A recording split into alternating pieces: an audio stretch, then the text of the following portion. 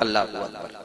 ان کے ہاں مصطفیٰ بیٹھا کرتے تھے، ہجرت کر گئے، شوہر نے چھوڑ دیا، یہ مکے میں رہ گئی، میرے نبی ہجرت کر کے مدینہ چلے گئے، فتح مکہ ہوا، ہزاروں کی تعداد میں آج لشکر مصطفیٰ کے ساتھ۔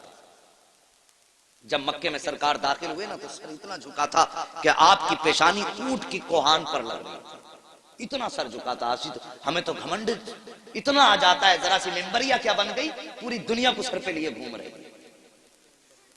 ہاں پوری دنیا کا بادشاہ میرا نبی ہے، پوری کائنات کا مالک میرا نبی ہے۔ اور فتح مکہ ہوا کہ ہزاروں کا لشکر پیچھے ہے، ام ہانی کے بچے توڑ کے آئے، ماں آج وہ آیا ہے جس کے تو قصے سناتی ہے، ماں آج وہ آیا ہے جس کے تو چہرے کی تعریف کرتے نہیں تھکتی ہے، ماں آج وہ مکے میں آیا ہے جسے تو بھائی کہتی ہے۔ اتنا حضرت ام ہانی نے سنا، کہا کیا تو سچ کہہ رہا ہے؟ کہا ہاں ماں، میں نے دیکھا ہے وہی نورانی چہرہ ہے، جو ادائیں تو نے بتائی ہیں، زلفیں بھی ویسی ہیں، آنکھیں بھی اتنی حسین جتنی تو نے بتائی ہیں۔ اے ماں اتنا پتا، آج وہ بڑی شان کے ساتھ واپس آیا ہے، تو ایک غریب بہن ہے، کیا وہ آج تیرے دروازے آئے گا کہ نہیں آئے گا؟ اللہ اکبر۔ اتنا ام ہانی نے سنا، کہتی ہے میرا کلیجہ دھک سے ہو گیا، اپنے بچوں سے کیسے کہوں کہ وہ آئے گا کہ نہیں آئے گا؟ کہتی لیکن بچوں نے اصرار کیا، میں نے دل کو سنبھال کے کہا ہاں بیٹے وہ ضرور آئے گا۔ کہتی میں نے بچوں سے کہہ تو دیا تھا، لیکن میرے دل میں دھک دھک تھی، کہیں ایسا نہ ہو وہ نہ آئے تو بچوں کو کیا جواب دوں گی؟ ام ہانی کہتی ابھی اسی ششو پنج میں تھی کہ بچے کہہ رہے تھے ماں وہ کب آئیں گے، ماں وہ کب آئیں گے؟ کہا فرماتی ہے اچانک میرے دروازے پہ دستک ہوئی، میں نے پوچھا کون؟ کہا محمد الرسول اللہ آیا ہے۔ اللہ اکبر۔ اتنا سنا حضرت ام ہانی کہتی ہیں میں تو دروازے پہ بعد میں گئی، بچوں نے چھلانگ لگائی، مجھ سے پہلے دروازے پہ تھے، جیسی دروازہ کھولا تو سامنے وہی چہرہ تھا جس کی تعریف قرآن بیان کر رہا ہے، سامنے وہی چہرہ تھا جس کو دیکھ کر کے پتھر کلمہ پڑھنے لگ جاتے ہیں۔ اللہ اکبر۔ ام ہانی کہتی ہیں میں نے سرکار کا چہرہ دیکھا، سرکار تشریف لائے ہیں، تمہیں کیا لگتا ہے کہ مکے میں امیر نہ تھے؟ بڑے بڑے دولت والے تھے، بڑے بڑے امیر مکے میں موجود تھے، لیکن میرے نبی سب سے پہلے غریب بہن کی دہلیز پہ آئے ہیں۔ اللہ اکبر۔ میرے سرکار آئے ہیں، ام ہانی کے گھر تشریف لائے، آتے ہی سب سے پہلے جملہ ارشاد فرمایا اے بہن مجھے بھوک لگی ہے، جلدی سے کچھ کھانے کے لیے ہو تو لے کر کے آؤ۔ اللہ اکبر۔ آج امیر اپنی گردن اپنے گریبان میں جھانک کے دیکھیں، غریب رشتہ داروں کے یہاں بچوں کو لے کے جاتے ہیں تو چادر کو تین تین بار جھاڑتے ہیں، دکھاتے ہیں میں بڑا دولت والا ہوں، میں ایسی چادر پر بیٹھتا ہوں جس پہ مکھی بھی نہیں بیٹھا کرتی ہے۔ بچوں سے کہتے ہیں نہیں بیٹے چچی ہے اس برتن میں مت کھانا، یہ گندا ہے، یہ مکھیاں بیٹھی ہیں، تجھے حیا نہیں آتی، تجھے شرم نہیں آتی، تجھے پتہ نہیں ہے، تو نے بہن کے گھر پہ بچھی ہوئی چادر جب اپنے کپڑے سے جھاڑی ہے تو بظاہر تو نے اپنی شان دکھائی ہے، لیکن بستر پہ لگنے والا کپڑا صرف بستر پہ نہیں لگا بلکہ بہن کے کلیجے پہ لا کے بار بار لگا ہے۔ بہن کا بستر اس لیے جھاڑا جا رہا ہے کیونکہ وہ گندا ہے۔ آپ تجھے بتاؤں بہن چیز کیا ہوتی ہے؟ میرے نبی حضرت ام ہانی کے گھر آئے ہیں، اللہ اکبر، کائنات کا بادشاہ ہے میرا نبی، سارے جہان کا مالک ہے میرا نبی، اللہ اکبر، 18,000 عالموں کا مالک میرا نبی ہے۔ ام ہانی کے گھر پہ آ کے کہتے ہیں بہن بھوک لگی ہے، اور سنو کوئی بستر تلاش نہیں کیا تھا بلکہ ٹوٹی چٹائی پہ بیٹھ جاتے ہیں، کہتے ام ہانی کچھ ہو تو لاؤ۔ اللہ اکبر، غربت کا عالم ام ہانی کے گھر میں ہے، گھر کے اندر کوئی کھانے کا سامان نہ تھا۔ حضرت ام ہانی بظاہر کچن میں گئی اور جا کر کے چھپ کے کھڑی ہو گئی، سوچنے لگی میرے مالک اب میں کیا ناراض ہوتا ہے، کچھ اور نعت پڑھ لیا کر۔ وہ کہنے لگا یار دیکھو تو عبد القادر کو میری کمائی سے جلن ہوتا ہے، میری شہرت سے جلتے ہیں۔ اللہ اکبر، غوث پاک کو اور چوراہے پہ کھڑا کر کے کھڑے ہو کے برائیاں کرنے لگا۔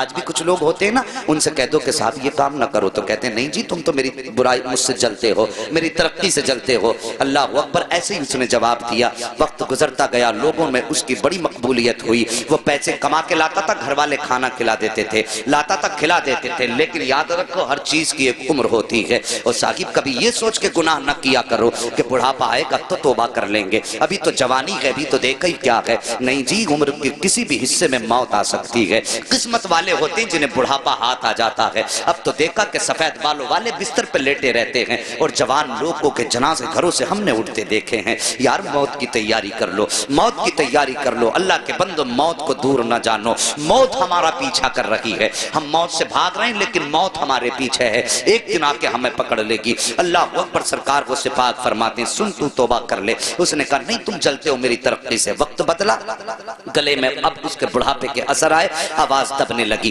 لوگوں نے اس کو بلانا شروع کر دیا۔ لوگوں نے جب اس کو بلانا شروع بند کر دیا، جب آواز ختم ہوئی لوگوں نے بلانا بند کیا، پیسہ ختم ہوا، گھر والوں نے کھانا کھلانا بند کیا۔ کچھ دن تک پیسہ رہا، گھر والے کھلاتے رہے، لیکن جب پیسہ بالکل ختم ہوا گھر والوں نے اس کو کھانا دینا بند کر دیا، اپنوں نے منہ لگانا بند کر دیا۔ جب اپنوں نے منہ لگانا بند کر دیا، پھٹے کپڑے ہو گئے، میلا لباس ہو گیا، کوئی کھلاتا نہیں تھا، مکھیاں بدن پہ بھنکنے لگی، کوئی پاس نہیں بیٹھاتا تھا، جا کے قبرستان میں جا کے بیٹھ گیا، سوچنے لگا ایک دن یہیں پہ آنا ہے، ہو سکتا ہے کوئی مجھے کاندھا نہ دے۔ یہ سوچ کر کے قبرستان جا کر کے بیٹھا، دنیا مخالف ہے، کوئی کاندھا نہیں دے گا، مروں گا تو یہیں رہ جاؤں گا۔ لیکن اللہ اکبر، ایک دن اسی قبرستان کے پاس سے میرے سرکار غوث پاک کا گزر ہو جاتا ہے، اور وہ کریم ابن کریم جو ٹھہرے، وہ سخی ابن سخی جو ٹھہرے، اللہ اکبر، جیسی قبرستان کے پاس سے گزرے وہی لباس اس کا پرانا ہے، مکھیاں اس کے بدن پہ ہیں۔ میرے غوث نے قدم روک دیے، غور سے دیکھا، دیکھنے کے بعد پہچان گئے، یار یہ تو وہی گویا ہے جو چوراہے پہ کھڑے ہو کر میری مخالفت کیا کرتا تھا، جو چوراہے پر کھڑے ہو کر کے میری برائی کیا کرتا تھا۔ آپ گئے، اپنے شاگرد کو بلایا، بلانے کے بعد آپ نے کچھ پیسوں کی تھیلی دی اور اپنے شاگرد کے ہاتھ میں دے کر کے کہا جاؤ قبرستان چلے جاؤ، وہاں پر ایک غریب بیٹھا ہوا ہے، اس کو جا کر کے یہ پیسہ روپیہ جا کر کے دے دو۔ اللہ اکبر، جیسی وہ لے کر کے چلا، غوث پاک فرماتے ہیں نام مت بتانا کس نے دیا ہے ورنہ وہ شرمندہ ہو جائے گا۔ آج اپنی زندگی کا آپ جائزہ لیجئے، اگر زکوٰۃ بانٹتے ہیں تو کیمرے لگا کے بانٹا کرتے ہیں، خیرات تقسیم کرتے ہیں تو کیمرے لگا کے تقسیم کیا کرتے ہیں۔ یار ہم نے کوئی نیکی کی تو اللہ کو دکھانے کے لیے کی یا بندوں کو دکھانے کے لیے کی ہے؟ اگر دنیا کو دکھانے کے لیے کرتے ہو تو یہ نیکی تمہارے منہ پہ مار دی جائے گی، اگر اللہ کو دکھانے کے لیے کر رہے ہو تو پھر کسی کی پرواہ نہ کرو، کوئی دیکھے نہ دیکھے، بس یہ سوچا کرو کہ یا تو خدا دیکھے یا مدینے والا مصطفیٰ دیکھ لے، اور کسی کی غربت کا تماشا نہ اڑایا کرو۔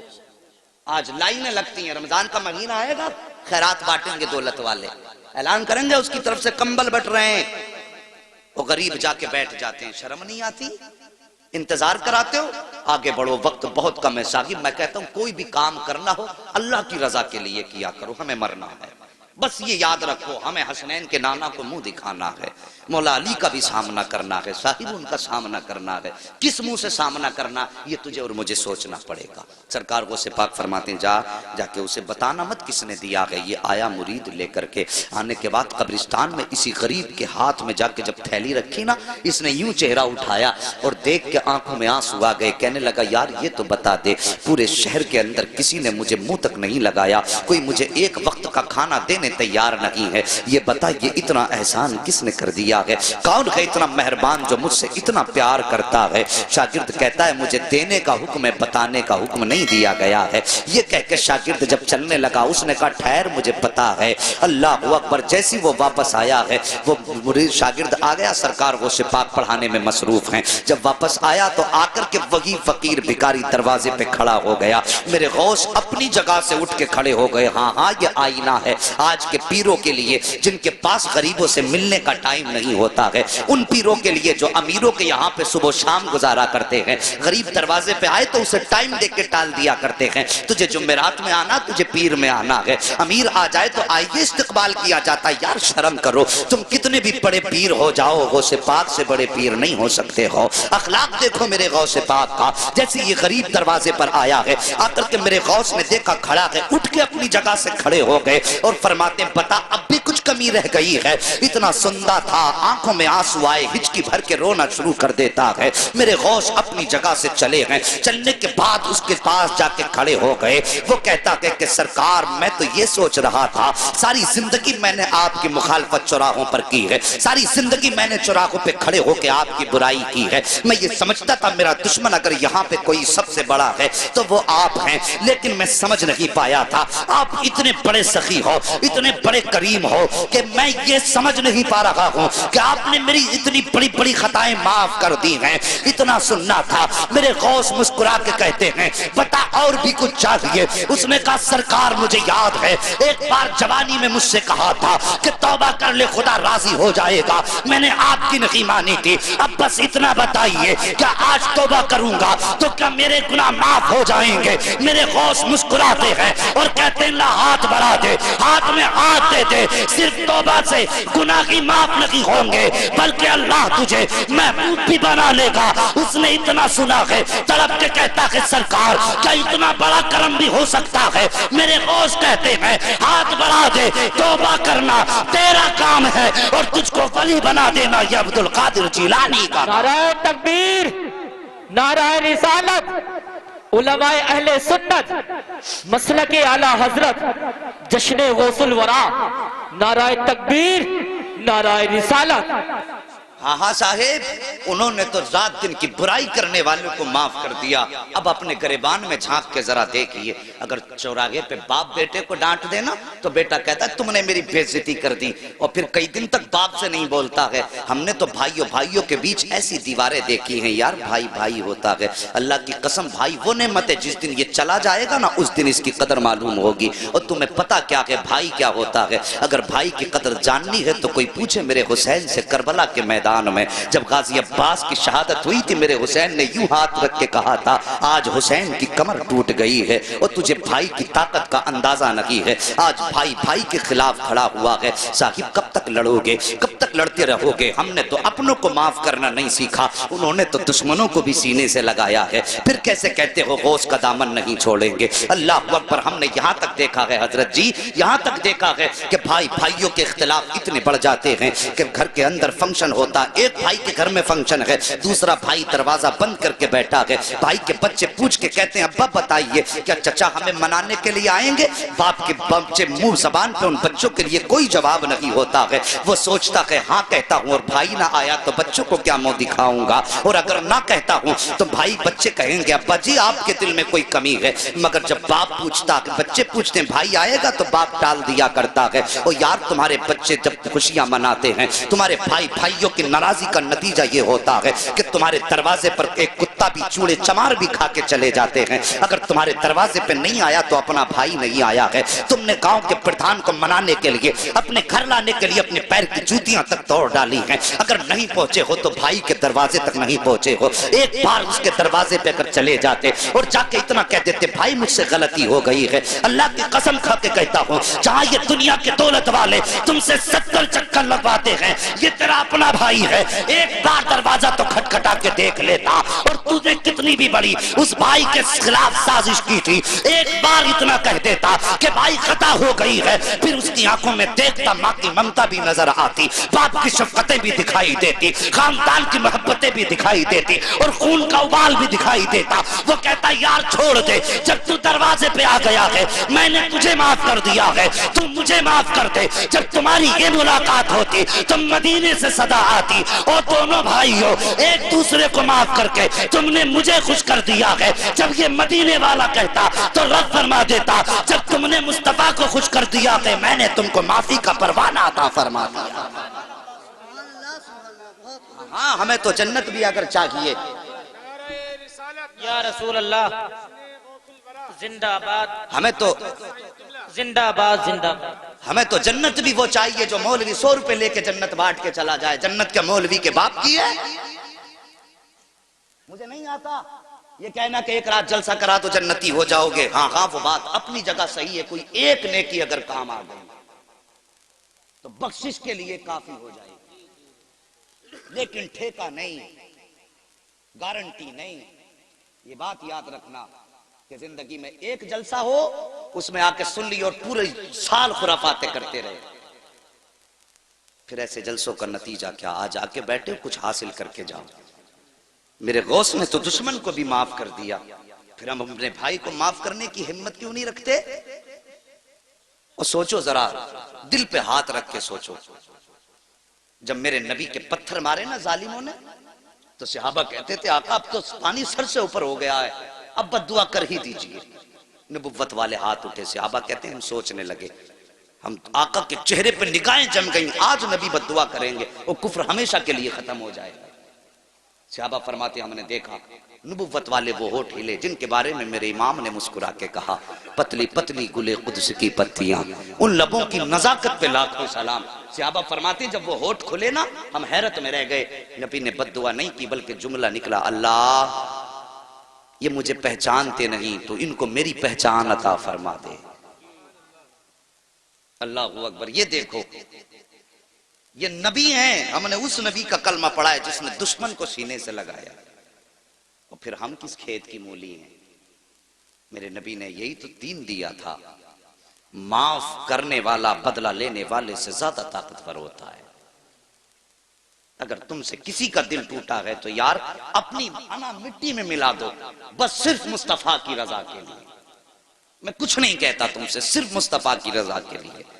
اور صبح کو جا کے دروازہ کھٹکھٹا دو. اگر وہ یہ بھی کہے ذلیل تجھے شرم نہیں آئی, اتنا بے غیرت پھر بھی چلایا دروازے پہ, تو منہ نہ بگاڑنا, مسکرا کے کہنا یار میں تیرے لیے نہیں آیا, میں تو مدینے والے مصطفیٰ کے لیے آیا. اتنا کہہ کے اپنی انا مٹی میں ملا دو. حضرت علی فرماتے ہیں اگر کسی بڑے کا ادب کرنے میں یا انکساری میں کسی کی عزت کم ہو جائے تو حضرت علی فرماتے ہیں وہ قیامت میں میرا دامن پکڑ لے. جھکنے والوں کو اللہ عزتیں کم نہیں کرتا, بلکہ جھکنے والوں کو اللہ عزتیں زیادہ عطا فرماتا ہے. بات سمجھ رہے ہیں میری؟ ہم میں تو دیواریں بڑی اونچی اونچی ہو گئی. ایک بھیا اگر بن گیا نا کوئی ادھیکاری, اور دوسرا بیچارہ ٹھیلا لگا کے بچے پالتا ہے, تو ان کے بیچ بڑا فرق ہو گیا.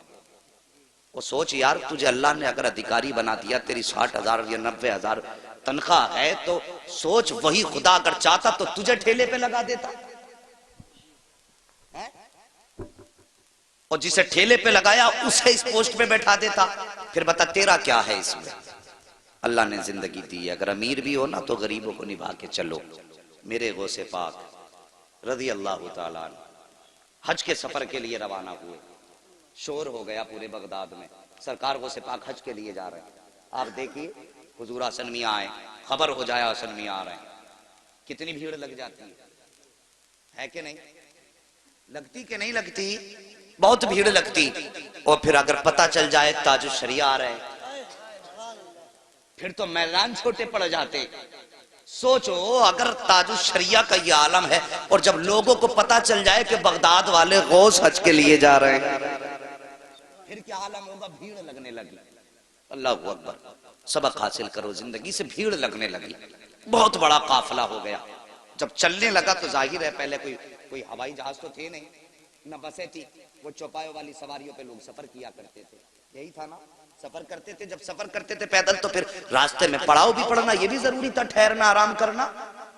تو کچھ بستیاں راستے میں پڑتی تھی. وہاں لوگوں کو پتہ چلا غوث پاک ادھر سے گزرنے والے ہیں, تو پتہ چلا یہیں قیام کریں گے. امیروں نے اپنے اپنے گھر سجا دیے, انتظام کر دیا غوث پاک میرے گھر ٹھہریں گے. لیکن ایک غریب تھا, وہ سوچنے لگا, تمنا تھی کاش میرے پاس دولت ہوتی, میں اپنے گھر بیٹھاتا غوث پاک کو, میں اپنے گھر بیٹھاتا اگر میرے پاس دولت ہوتی. لیکن اب میں اپنے گھر نہیں لاؤں گا, کیوں؟ میں ان کے لائق نہیں ہوں, بس ان کا دیدار ہو جائے یہی بہت بڑی بات. لیکن یہ کہتا میں بیٹھا تھا, اچانک میرے دروازے پہ شور ہوا, وہ یار دروازہ تو کھول. کہا میں نے جیسی کھول کے دیکھا سامنے میری چوکھٹ پہ غوث الاعظم مسکرا رہے تھے. بڑے بڑے امیر کھڑے ہیں, لیکن میرے غوث نے غریب کے دروازے پہ دستک دی. وہ کہتا میرے گھر میں کچھ بیٹیاں تھیں, اور جن کی میں شادی کرنا چاہتا تھا, انتظام نہیں تھا, اور مجھے ڈر یہ تھا غوث پاک کو ٹھہراؤں گا تو ان کے ساتھ لوگ بھی ہوں گے, ان کے کھانے کا بھی انتظام ہوگا. کہتا غوث پاک آئے, میرے گھر میں ٹھہرے. فرماتے ہیں پورا انتظام غوث پاک نے فرمایا کھانے کا ہے. آج نذرانے لینے کا تو رواج پیروں میں نظر آ رہا ہے, لیکن دینے والا پیر نظر. سوچو, خود سوچو, اگر میں غلط ہوں کہہ دو کھڑے ہو کے. دینے والا پیر. نذرانوں کا ایک تصور تھا پیروں کی بارگاہ میں, کہ امیروں سے لیتے تھے, غریبوں کو دیتے تھے, اس لیے امیر جا کے دیتے تھے حضرت یہ نذرانہ. اب تو بھائی غریب بھی آ کے کہتا نا حضرت 50,000 کم پڑ رہے ہیں بیٹی کی شادی میں, دعا فرما دیں, تو پہلے 100 روپے دعا کے لیے لے لیتا وہ سے. پہلے 50,000 تھے, اب وہ رہ گئے 49,950 غریب تھے. 50 اور گھٹ ہو جاتے, کم ہو جاتے ہیں. اور مگر میرے غوث پاک اللہ اکبر قربان جائیں, ایسے دستگیر زمانے میں کوئی نظر آتا ہی نہیں. تیری نسل پاک میں ہے بچہ بچہ نور کا, تو ہے عین نور تیرا. سبحان اللہ. سب کو نعت یاد ہے, اللہ سلامت رکھے. توجہ ہے. کہتا ہے میرے غوث پاک میرے گھر پہ ٹھہرے, انتظام کیا کھانے کا. اور پھر وہ کہتا ہے لوگ آئے نا نذرانہ دینے لگے حضرت. نذرانہ دینے لگے. کہنے لگا انتظام سارا غوث پاک کا تھا لیکن میری بستی میں میرا چرچا ہو گیا. لو اس نے غوث پاک کے سارے ساتھیوں کے کھانے کا انتظام کیا. کہنے لگا دیکھو کام ان کا تھا نام میرا ہو گیا. اللہ اکبر. کہتا ہے جب سارے لوگ کھا چکے رات گزاری صبح چلنے لگے میرے غوث نے مجھے بلایا اور بلا کے فرمایا ذرا قریب آ اور سینے سے لگا کے کان میں کہنے لگے بیٹیاں جوان ہیں انتظام نہیں ہے شادی کا. بس اتنا کہا تھا غوث پاک پہ جتنا بھی نذرانہ مریدوں نے دیا تھا وہ سب اٹھا کے میری گود میں ڈالا اور فرمایا جا جا بچیوں کا انتظام فرما دے. وہ کہتا ہے بظاہر تو تھوڑا تھا لیکن اللہ نے اتنی برکتیں دی کہ میری بچیوں کی بھی شادی ہو گئی اور نسلوں کے گزارے بھی ہونے لگے. اللہ اکبر. کون دیتا ہے دینے کو منہ چاہیے دینے والا ہے سچا. ہمارا نبی غریبوں سے پیار کرو یہ میرے نبی کا فرمان ہے. اور یہ میرے غوث کی زندگی کا ایک بات آخری نبی کی بیان کر کے بات ختم کر لوں. ابھی برداشت کریں گے تھوڑے سے. اللہ سلامت رکھ کے سارے بول دو یا رسول اللہ. ہے جی اتنی کنجوسی سے نہیں. اب نبی کے صدقے میں ہاتھ ملے تو اٹھائی دیجئے. میں نے اب تک کسی سے سبحان اللہ کہلوایا تھکایا آپ کو؟ بس چاہتا تھا ذہن منتشر نہ ہو دل میں بات اترے.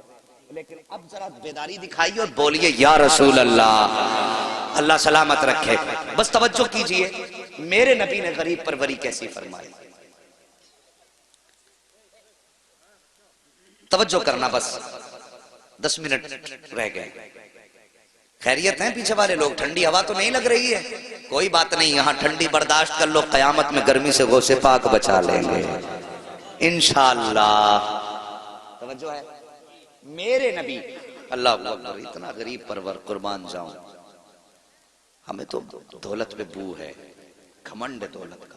کیا کرنا ہے یار. آج آنکھیں کھلی ہیں تو سب ہمارا ہے. جس دن بند ہو گئی سب پر آیا ہے. اس پہ نہیں اترانا چاہیے. اس پہ نہیں اترانا چاہیے. واصف علی واصف ایک بڑا مشہور شخص گزرا ہے. انہوں نے اسکول بنایا اسکول انٹر کالج جو بھی بنایا لوگ اس بڑا نرم دل تھا. اس کی بات بہت اس نے اہم بات کہی تھی.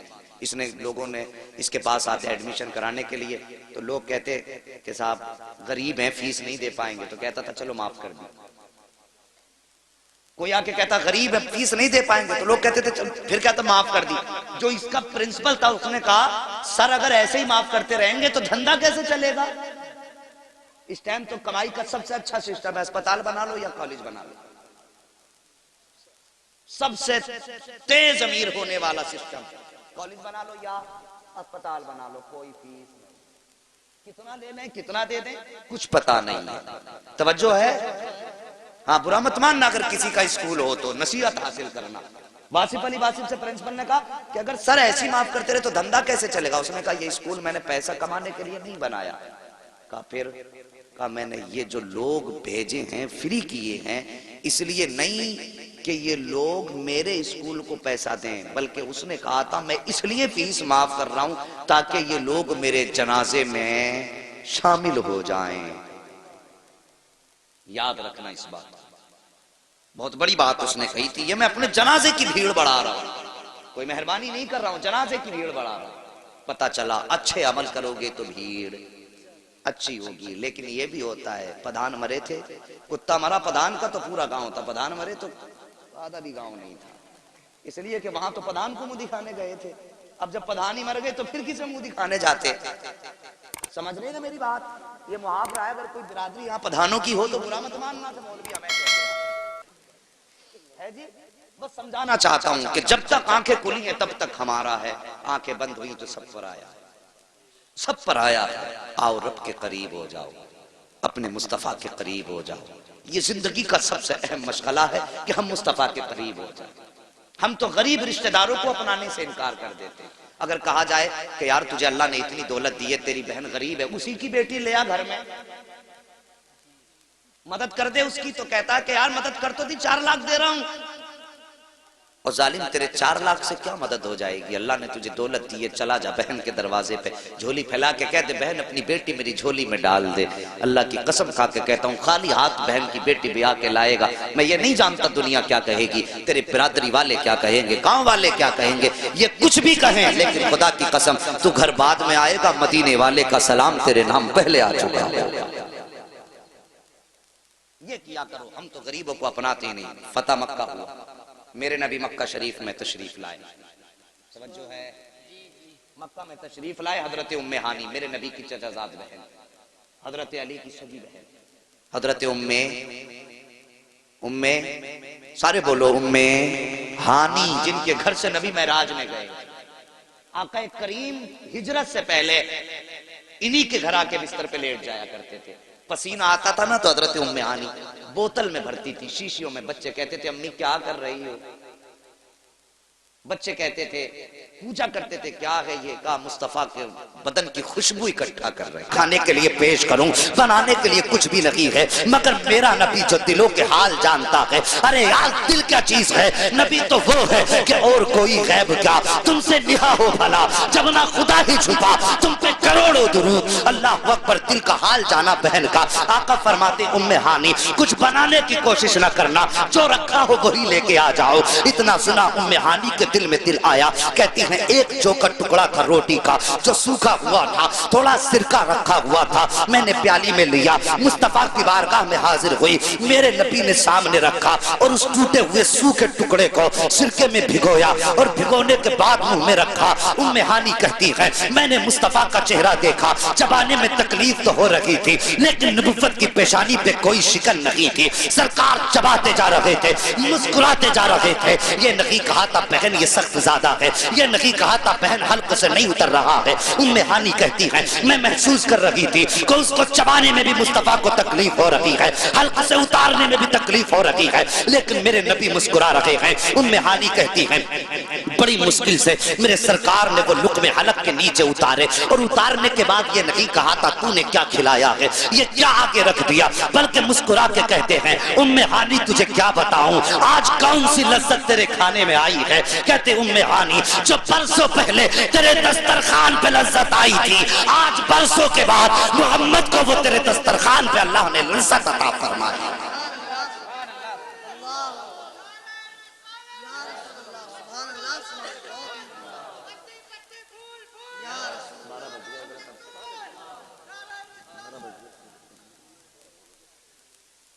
وہ لوگوں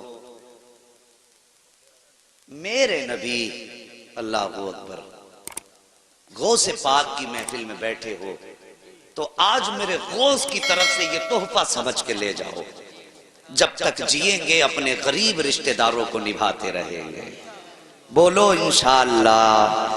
اپنے بھائیوں سے جو ناراضیاں ہیں انہیں ختم کریں گے, اپنی انا بھول کے مصطفیٰ کی رضا کے لیے انہیں معاف کریں گے. کریں گے انشاءاللہ. سارے بولو انشاءاللہ.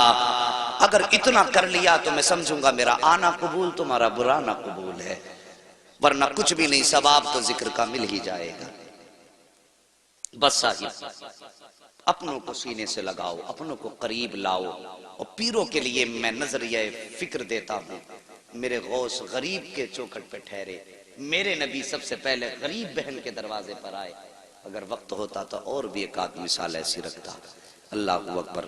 مگر میں یہ سمجھتا ہوں کھانا اتنا کھانا چاہیے جتنا ہضم ہو جائے. بہت زیادہ کھانے سے پیٹ خراب ہو جاتا ہے. کسی نے کہا تھا طوفان نوح لانے سے آخر کیا فائدہ, ایک اشک ہی بہت ہے اگر کچھ اثر کرے. بس یہ باتیں تھی. قرآن نے فرمایا یا ایھا الذین آمنوا اتقوا اللہ وکونوا مع الصادقین, ایمان والو اللہ سے ڈرو اور سچوں کے ساتھ ہو جاؤ. یہ اسی لیے ہم اپنے غوث کا بھی تذکرہ کرتے ہیں, اپنے صابر کی بھی باتیں کرتے ہیں, اپنے وارث کے بھی چرچے کرتے ہیں, ہم اپنے امام احمد رضا کے بھی تذکرے کرتے ہیں, غریب نواز کی بھی باتیں کرتے ہیں, مفتی اعظم کے بھی ذکر کرتے ہیں, تاج الشریعہ کا بھی نام لیا کرتے ہیں. اس لیے کہ اللہ نے تقوی کے بعد ہمیں ولیوں کے دامن سے لپٹنے کا حکم دیا ہے. یہ اس لیے کہ جب شیطان کو دوزخ جنت سے نکالا گیا تو اس نے کہا تھا میں انہیں بھٹکاؤں گا. میرے رب نے فرمایا جا تجھے میں نے پوری طاقت دی, لگا لے طاقت. اللہ اکبر. جب اسے پاور دی تو اللہ نے ہمیں پاورفل شخصیتیں عطا فرمائی ہیں. وہ پاورفل شخصیتیں اللہ کے ولی ہیں. تم تقوی اختیار کرو, اللہ والوں کے دامن سے وابستہ ہو جاؤ. تقوی اختیار کرو گے عمل سلامت رہے گا, ولیوں سے نپٹو گے جا کر کے تو ایمان سلامت رہ جائے گا. ٹھیک ہے جی. اللہ تعالیٰ میرے بولنے میں آمدن صابن جو خطائیں لغزش ہوئی ہوں مولا کریم اپنے حبیب کے صدقے میں میری خطاؤں کو معاف فرمائے. اور سارے لوگ کلمہ شریف پڑھ لیجئے لا الہ.